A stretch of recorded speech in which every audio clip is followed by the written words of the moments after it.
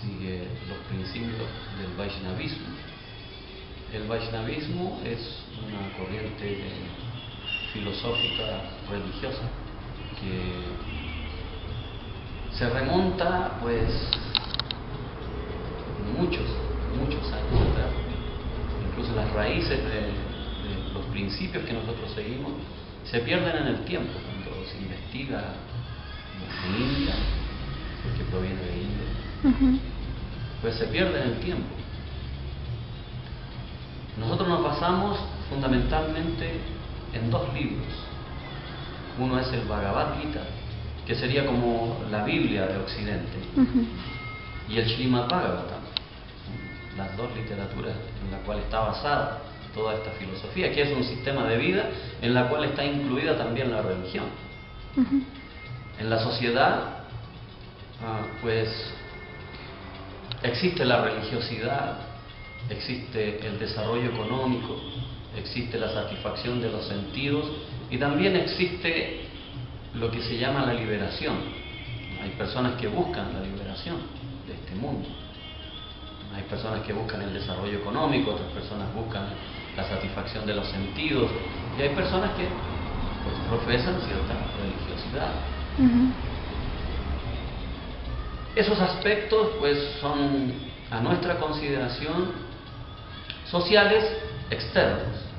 Nosotros tenemos una concepción de lo que es la vida a partir del concepto de Aham Brahmasmi. En el idioma sánscrito eso significa yo soy un alma espiritual. Desde ahí comienza el fundamento de todas nuestras actividades. Entonces, no es solamente un concepto, una idea. Lo más destacable de esta idea es que debe practicarse. Entonces uno debe averiguar que, bueno, si nosotros somos un alma, ¿cuáles son las funciones del alma? Porque siempre se ha hecho la diferencia entre el alma, ¿no?, o el espíritu y el cuerpo material.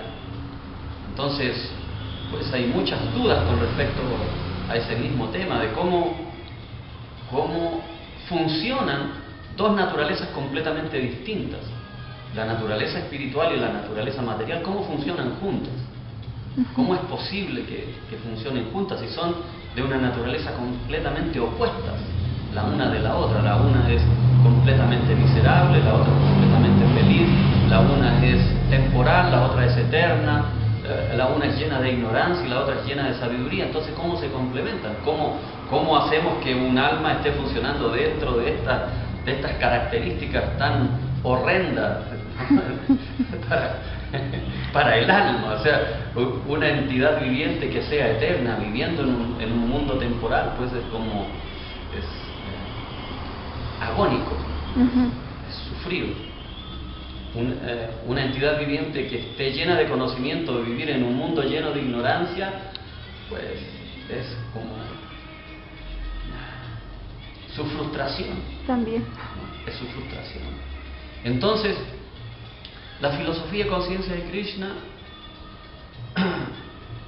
respondiendo a esta gran interrogante, dice: ¿cuál es el propósito de la vida humana?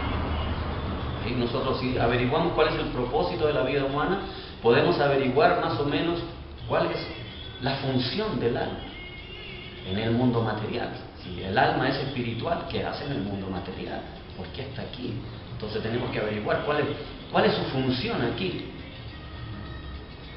Y la filosofía es muy clara, dice: como nosotros somos una emanación de Dios,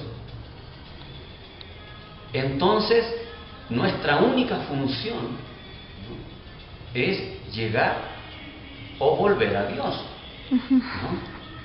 Si nosotros emanamos de Dios y estamos viviendo dentro de una naturaleza material, temporal, llena de ignorancia y sufrimiento, que es una naturaleza que no le corresponde al alma, entonces la función del alma aquí es volver a Dios.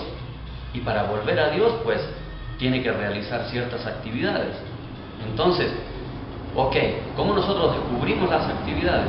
Ahora tenemos la función del alma, volver a Dios. Pero un alma, ¿cómo vuelve a Dios? La única manera de volver a Dios es amando a Dios. Y para amar a Dios, de alguna manera yo tengo que conocerlo. Yo no puedo amar algo que no conozco. Por ejemplo, el amor de dos jóvenes es porque se conocen. La joven mira al joven, lo encuentra atractivo, lo encuentra inteligente, le gustan sus modales, etcétera, etcétera. A la chica igual. ¿Por qué? Porque tienen la visión. Entonces uno dice, pero ¿cómo voy a amar a Dios si yo no tengo esa percepción de Él? ¿No? Entonces dice, ok, va a ser un poquito difícil llegar a tener esa relación cara a cara con Dios, aunque es posible. En las condiciones en las cuales se encuentra el alma dentro de la naturaleza material, no le es posible tener esa conexión directa tan patente como nuestra conversación actual, ¿no? Te pregunta, yo respondo, miramos, tenemos gestos, reconocemos, ¿no? ¿Cierto? Entonces, ¿cómo yo llego a tener esa relación? A través del amor. Pero ¿cómo yo desarrollo el amor? ¿Cómo yo conozco a Dios? Porque ese conocimiento de Dios es el que me va a permitir realizar las actividades diarias mías. Porque nosotros somos monjes que estamos en el camino de la devoción y la fe. Queremos desarrollar nuestra devoción y nuestra fe, pero al igual que el amor para desarrollar fe y para desarrollar la devoción, yo debo tener un mínimo contacto con aquello que yo, ¿cierto?, voy a adorar. Entonces ese contacto, la única forma ¿de dónde obtengo la información? Pues de las Escrituras.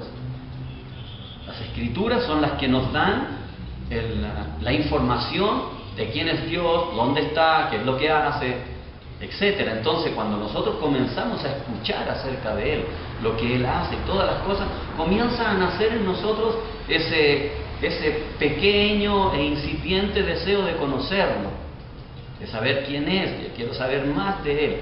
No comienza uno a desarrollar ese interés. Cuando uno comienza a desarrollar ese interés, entonces uno busca las personas con las cuales uno puede desarrollar esa búsqueda, esa investigación que comienza a hacer uno. Entonces, cuando uno comienza a asociarse con esas personas que ya han tenido más contacto con ese camino que lleva a Dios, a uno le comienzan a dar información y uno llega a conocer un maestro espiritual.